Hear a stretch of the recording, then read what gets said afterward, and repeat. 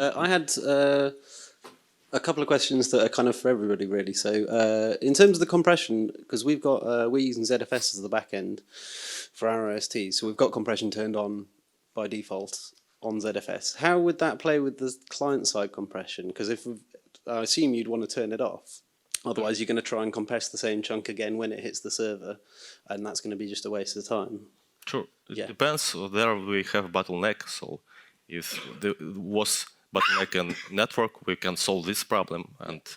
And again, it's became even more faster on the OST size.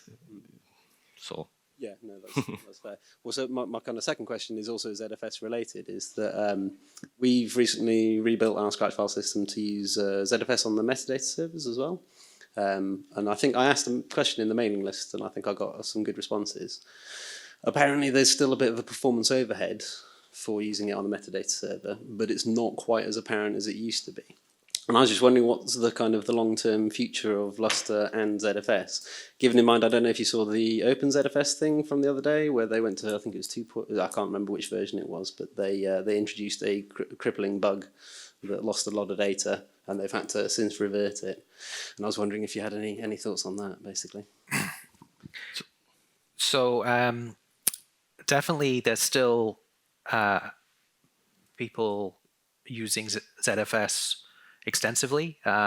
Two of the largest DOE systems that are in the top 10 systems in the top 100, both at Oak Ridge and Livermore, are Lustre systems based on ZFS. So there was a talk given by HPE at the Lustre conference in France a couple of months ago that was talking about basically with their commercial solution, they're giving people a choice between LDiskFS and ZFS, and they had a rationale where there was some, like you say, it wasn't as bad as it used to be. And then I think the question about, whether to use compression or not is exactly that point mentioned. It's just like, is your issue about the, limiting how much storage you're using, or are you trying to get performance benefits from compressing, on the client and having less going over the network? So I kind of meant almost that's really helpful. I kind of meant what's the Lustre. What's the plan for Lustre going forward? Are you going to carry on supporting LDiskFS forever, or is it going to be always? I mean, forever is a very long commitment time frame, but there's no, I mean, I think that's the thing is I specifically mentioned those big. I mean, clearly there's some people who've made a very significant investment in Lustre and ZFS very recently, right? So I think that's indicative, and there is a community at the developer day I mentioned in my talk, sort of fleetingly. There was definitely, fairly new to Lustre developers from Los Alamos National Lab, for example, who were interested particularly in the ZFS side of things as well, with the things that they were choosing to focus on. So there is still an active development community there. It is, we do for all these releases we're putting out, we are sort of doing, both LDiskFS and ZFS testing, which is why, I kind of like bulk at the idea of adding, even more distros on top of that, matrix, right? It's just a lot to sort of be everything to everyone and do a good job of it, right? So. Okay, can I just inject a question while somebody else thinks? Lots of our work, fairly established data types that are not compressible. How can you have the code in which says these sorts of data don't even bother to look at? So genomes, all indexable compressed files, and most of the image data, which is increasingly dominating, is compressed as it comes off the streams. Well, I was going to say something about HDF. I mean, because HDF sits inside the IO 500 benchmark for a reason. There's an awful lot of it out there, and the chunk alignment inside HDF and the chunk alignment that Lustre if you don't get those aligned, it's like optics, right? You'll get poor signal in terms of performance. So there's issues around aligning compression all the way through the stack. So whether or not you're going to get any extra compression is one thing, but if you misalign those, you'll get much worse performance for no more compression. So there are things like that to be concerned about. No, absolutely. So in my world, if you were doing GWAS, genotyping, all your genomes are all compressed and indexable, and then you're making this huge matrix uncompressed file, which is basically has this trait or not of 500,000 individuals and 500,000 traits, and that's totally uncompressed, and you're hacking over that all the time. So it's you have both in the same application is the point. So noting the data types and not killing yourselves. Do I have another hand? I thought yes. If we could just wait for the microphone. You partially answered this already, but with IBM's change of licensing for Red Hat and so on, has focused minds in our community about our reliance on Red Hat and moving away, so we're not tied to it. How tied is Lustre to running on Red Hat? You've kind of answered already, but so I mean, we're tied by having a big deploy base out there.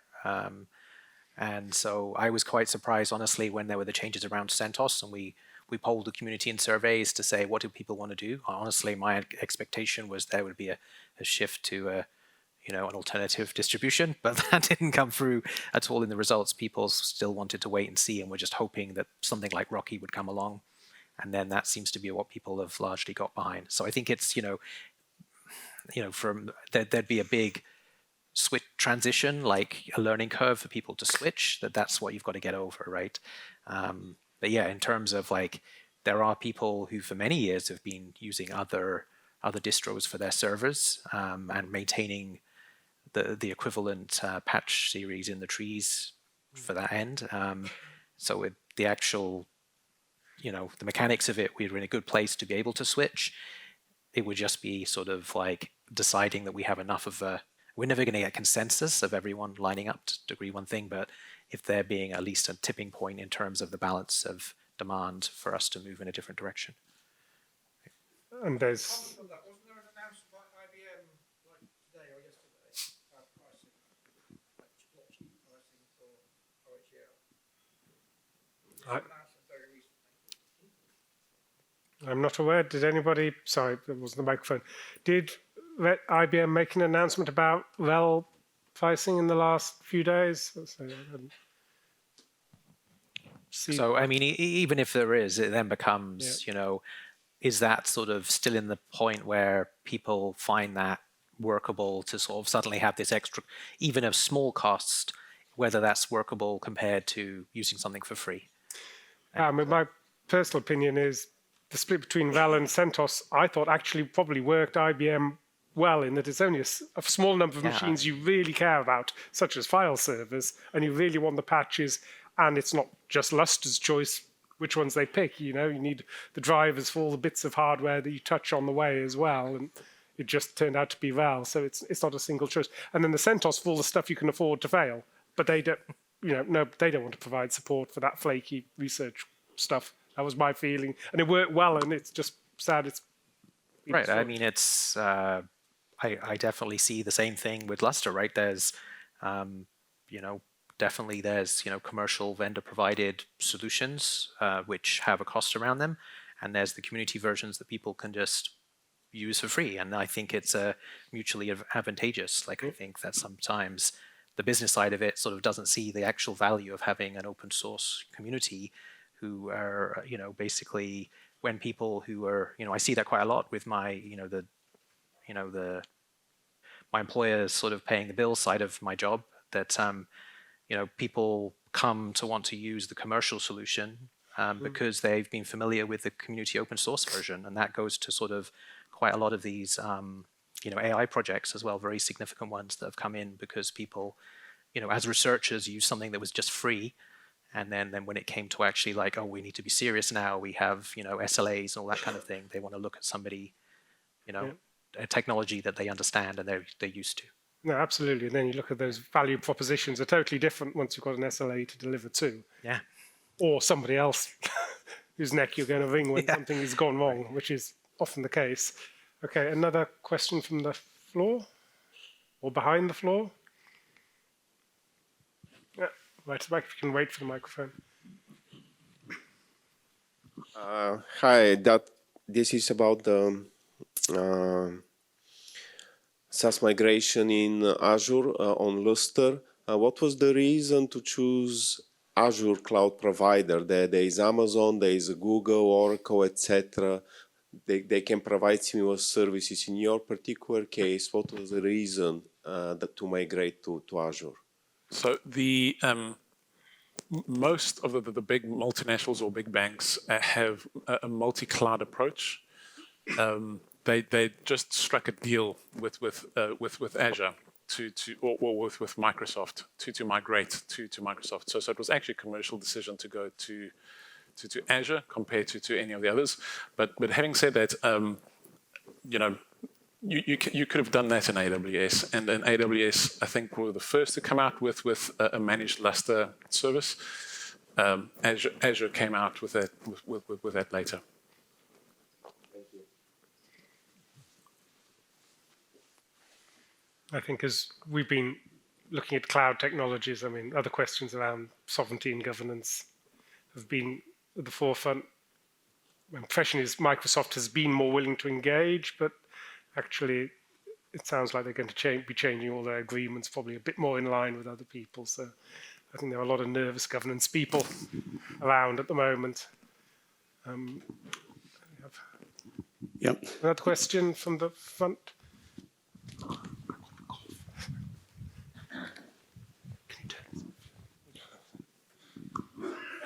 Hi guys, thanks very much for all the talks, excellent. We work with a lot of different customers, some using Lustre, some using other things. We struggle sometimes with users wanting to hold their really precious data on what is scratch storage. And a lot of these customers love Lustre, think it's great, but buy some of the cheapest, nastiest, not DDN, as it turns out, not DDN, guys. Some of the cheapest, nastier storage to actually put underneath Lustre. So, in your experience, are people backing up the data they're putting on Lustre? Are they consciously deciding not to back up, getting features like IPv6 and sort of distributed data and erasure coding coming along, which all sound great? Are we encouraging people not to back up? What are your opinions? So as somebody who ran a fairly large research storage environment, I mean, the word backup isn't very helpful, because if you've just written a petabyte of data and you realise you didn't mean to write that petabyte, which happens, you really don't want that backed up. and so you really have to hand that kind of issue of do I care about my data to the user, and then say, okay, now it's your problem to work out in a tiered storage environment what to do. I'm not going to do it for you. But by the way, here's the really cheap place for you to put data, and it's your choice if you want to do something else. I can talk about the financial institution quite a bit. So they back up everything all the time. But there are problems with backup as well. They deleted their data instead of backing it up, and there was one switch which sounded like it was right, and they went down for a day. So that was huge complications. The other component is people within the institution, the users of the system, misuse the system as well. So all of a sudden there's just a spike of data usage, you know, massive models, and all of a sudden everyone's panicking because they're running out of disk space. Yeah. So I would actually echo what Bryan says.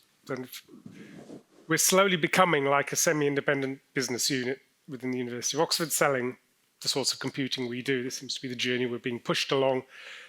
So when I'm talking to a new random research group, the data belongs to the PI. It is their responsibility to have the strategy. The file stuff isn't backed up. I don't think it ever will be a straight backup, but we will change it. But we do provide them with the cheap layer. Either they can keep it separately in their department, or they can ask us to have a technologically different layer within us where we give it as a bargain price at the moment. We're possibly looking at changing that to a multi-site object store fairly quickly, so that'll take a bunch of DR type out, but I don't think backing up is actually a feasible, and the change of image thing. So we're now well over 2 billion files now, just walking through 2 billion files. The concept of a backup doesn't exist anymore. Yeah, I should say the other really important concept that we all have to face is net zero and 0 watt storage. Because if you want quote backup unquote, you want it on 0 watt storage. Yeah. Yeah. No, we're in our new world. It's amazing how interested people are getting. Tape sitting behind S3 presentations or something like that. very keen. And if that can be aligned with the retention requirements, so I'm speaking with a university hat on, and I appreciate that's not everybody. If that's aligned with the retention requirements from the funders, it's much easier to get the money while that project's still alive, and that will cover it for the 10 years you're required.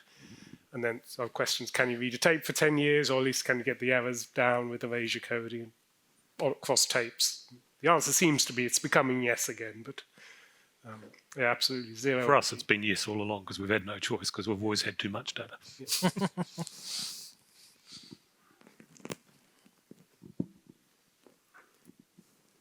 We have more. Yes, Chris, just wait for the microphone. So I used to run a Lustre system, and now I work for JISC, who runs the network. And one of the things I was always interested in is multi-site Lustre. And there was a paper about 10 years ago, I guess, on multi-site Lustre. Is that going to be a thing? Is that something nobody's interested in? Yeah, I mean, there are still people who do that. I believe it doesn't seem like it's super common, but it's. I recall that paper. So, and it's those people I think still have that usage. It's definitely, I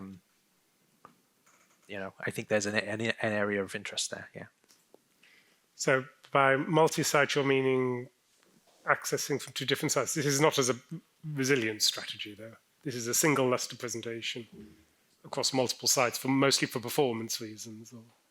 I think it's for like collaboration between different academic institutions, say. Like it was the paper you're talking about was Indiana University and I forget actually the second one, but it was just all to do with how they handled the authentication between the sites and performance and stuff to access data. There's another question came up. I can't imagine getting a governance teams to agree cross-site anymore. This seems to be going out the window for us. Right. So I guess this is more for Bryan and Artem. I really like the ideas you presented about the offloading, because that's been a dream for the last 10 years that I can think of. Artem, the compression is really good.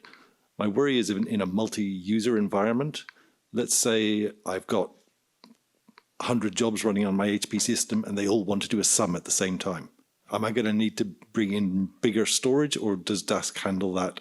Similarly, on the client side, if I'm compressing multiple streams going out in parallel, do I need to have a bigger client to accommodate that? Well, like all good questions, the answer is yes. But so we did think a bit about that. So fortunately, the people who built Reductionist had thought quite a lot about some of these things. So at the moment, the way we've got it engineered, that if the client thinks, if the server doesn't think it can do the computation, it tells the client, we'll just request the data as normal. So that's the way that you can at least make it transparent to the user and do the right thing in inverted commas. Yeah, I mean, I don't know. I mean, grumpy users you got already, right? I mean, you can't use a large facility now without a lot more. You used to use systems that would get grumpy if it was a few percent. Now it's not. It's a lot more, right? We've got long tail interconnect. We've got long tail everything. This is just going to be another piece of long tail. I think the idea that we can optimize everything so that it'll get a nice consistent, it's always the same experience is just not realistic anymore.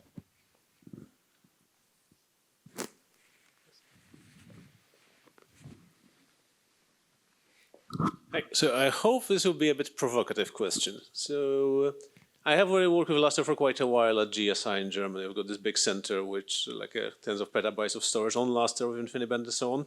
And my current job in Cambridge is actually only thinking about adding Lustre storage to our new cluster.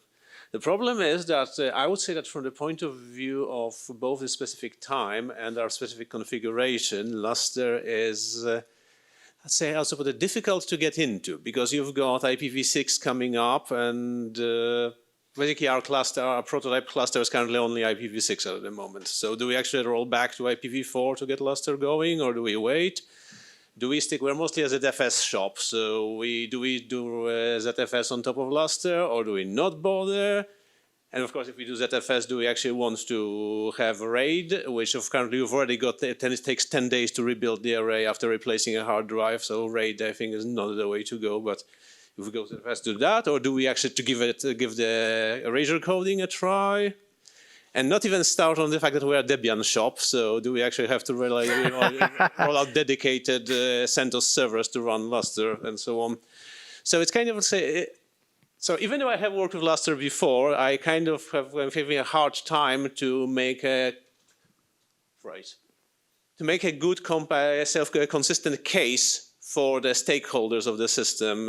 How are we supposed to proceed with Lustre? Why do we actually want to bother with Lustre? Because yeah, performance is great, but what about all the overhead we would have to introduce in this case? So I guess it's really an opinion question. What do you think is the right way of getting into Lustre at this particular point? It seems like you're trying to single-handedly disprove Bryan's theory about the answer to every good question being yes.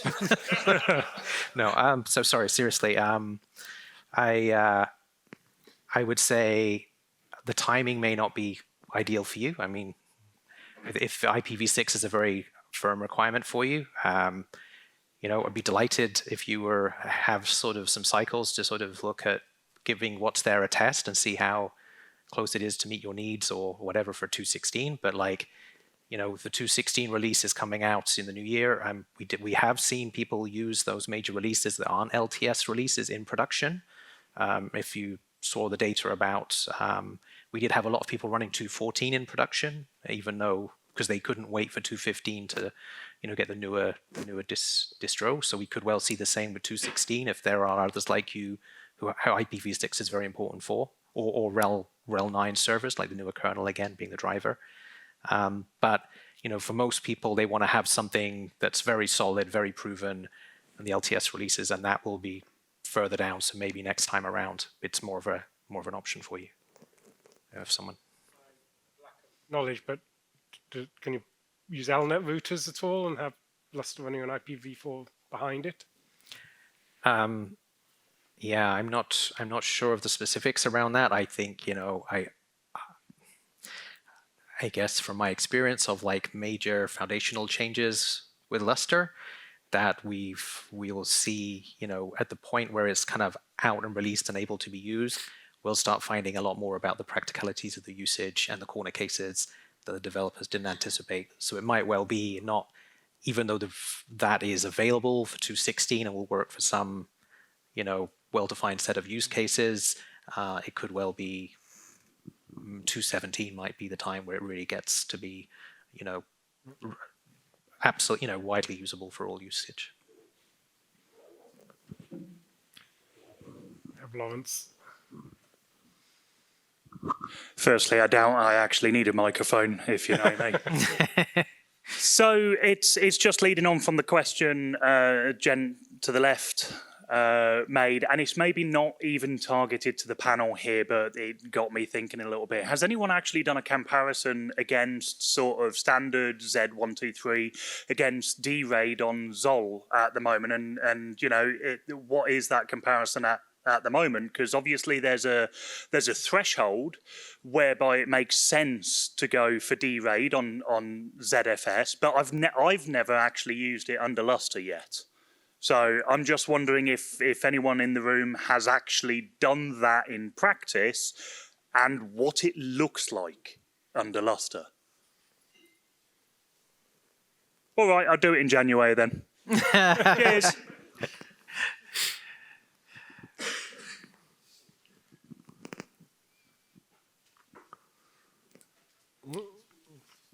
We have any more questions from John again? Good. An answer to that question is that we have actually done D-RAID on NVMe. So ZFS D-RAID on NVMe under Lustre. But I can't tell you what the difference is because we haven't tried it with anything else. So it works and it's bloody quick. So I can tell you that much. I mean, I expect it to work. Yeah. Just like, by the way, no microphone. I expect it to work.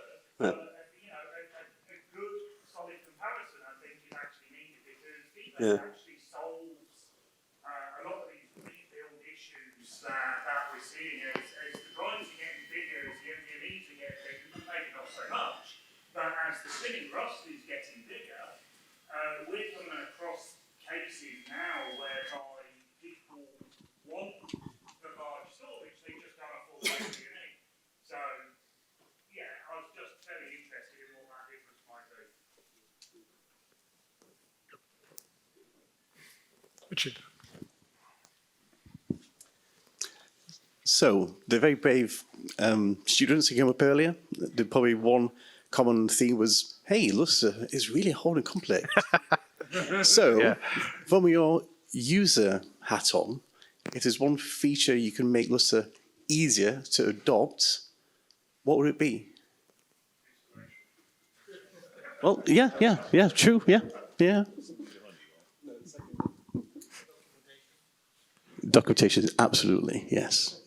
So that's interesting because actually OpenSFS at the moment, one of the things they're weighing up doing to the Lustre community group is how about, should we do a big drive on improving the documentation and asking the question, is the documentation, Lustre's been around for over 20 years, right? So that a huge amount of material has built up and with varying degrees of usefulness, and some of it was good at the time, but now is kind of a bit stale or a little bit stale, which is even worse because at first glance it might look accurate, but it doesn't quite work.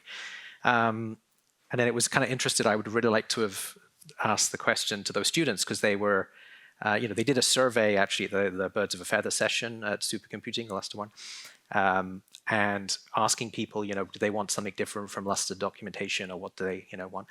And basically the results from that sample, which obviously wasn't a very big sample and are kind of probably biased towards people who are fairly in the know with Lustre, was pretty much, we just want more of what you do already, right? We want more of the, big, huge, however many 100-page monolithic manual. We want to improve the wiki pages. But it was noteworthy that, all those people were like, oh, we just don't know what we're doing here at all. And then what they were mentioning wasn't the Lustre.org wiki. They were talking about like, that's, information that, NASA and Oak Ridge National Lab have come up with. And so it's kind of like, I'm kind of curious why they didn't go for the, the Lustre.org content, which is meant to be our canonical source of truth. Is it because it didn't come up in Google searches? Lost me. I've been talking too long. No, don't. Or is it just that they looked at that and then the other stuff was more accessible in some way? So that's the thing. The problem is the people who are having these conversations are people who are sort of at a fairly advanced knowledge of usage about Lustre, and it's really people like that who are coming to it completely cold, who is a lot more interested. If you can actually get them to tell you what needs to be different, that's really what would help to get people over that initial hump, I think.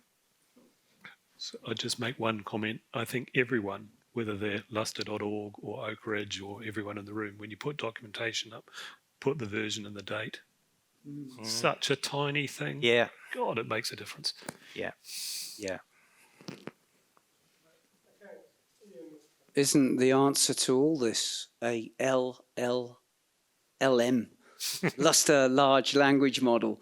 Perhaps we could use some of the HPC that it's used for to create a model to help those questions that those students had, which would benefit the community. Maybe that's not a bad recommendation.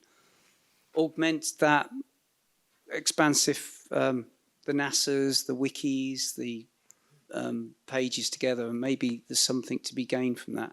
You don't necessarily know whether it's going to be correct, but no. Well, I was going to say, if you very quickly want to get something that at first glance looks correct, that would definitely be the way to go.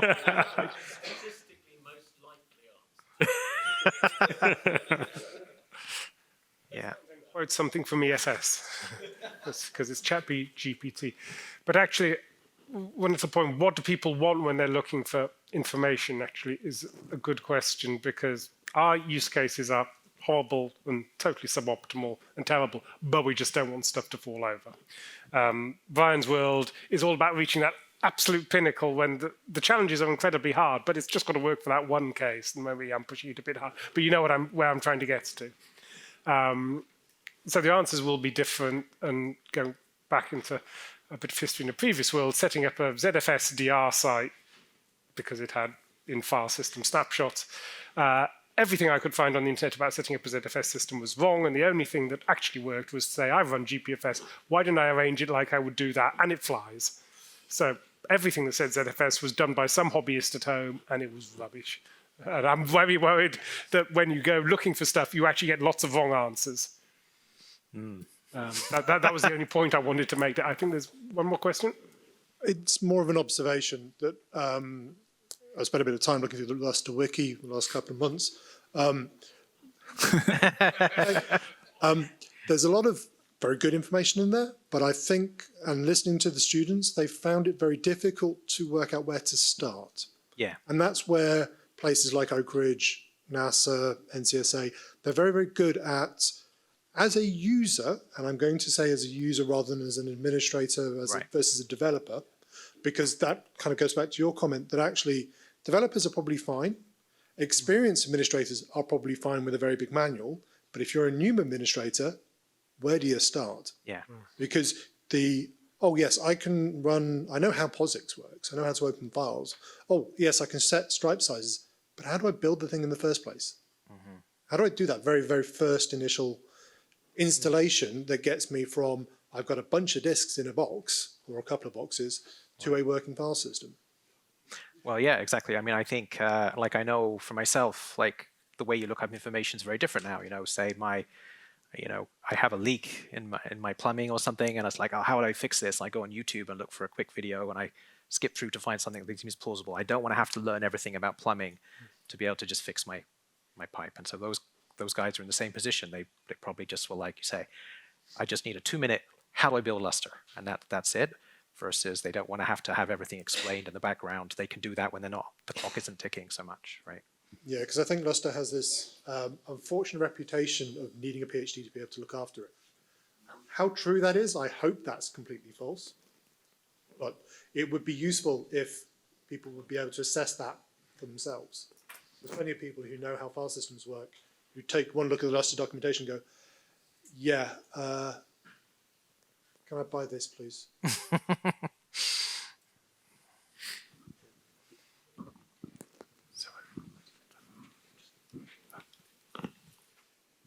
Sorry, I might just jump in quickly because, sorry to keep going on, but in terms of installing it, like I say, I recently rebuilt our Scratch file system, and I did this 2 years ago, and that was it was CentOS then, CentOS 7, and I was able to just add the Lustre repos and yum install Lustre, and it worked first time. And previously we've been compiling it from scratch, and I thought this was fantastic, excellent. I've just saved myself a whole bunch of effort here. I did it a couple of months ago, and it didn't work at all. And I tried various things, and it eventually took me a couple of weeks to. It was because I'd missed a specific bit that was, in fairness, in the Lustre wiki. I just hadn't actually read it. I skipped over it a couple of times. That's on me. But it was a lot more difficult. So the packages in the Whamcloud repos don't work it was for 8.6 specific kernel, all this kind of thing. And I didn't install the Lustre kernel. It was just it was a bit of a frustrating experience. And I wondered if you'd. Because you obviously test the package installs as well. Yeah, I mean, but we have, automated scripts that are set up to do it, and they consistently do the same thing, and they'll do what it says in the wiki, right? So, I mean, that's probably, it gets worked out once, then it just consistently works. And so that's the thing is, that's where, I mean, unfortunately, timing-wise, I had to whiz through a bit, but that's the one thing I always stress with the contribution slide, talking about that is, even if you're not going to write the code or whatever, anyone who's administering a Lustre file system knows when the instructions don't work. And that feedback is very useful because we have this massive, body of work. And if there's central bits that people are relying on that are not working, a lot of people will just vote with their feet and give up, like you say, go use something else that's more accessible. But it's just often it's something very trivial, or just how you elaborate this certain step or highlight it can make all the difference. In this case, it was -- with rel equals true. So. Okay, just checking. So, I think first of all, I think we should thank all the speakers for speaking, especially as you're up there to be thanked. So I think a round of applause for everybody there.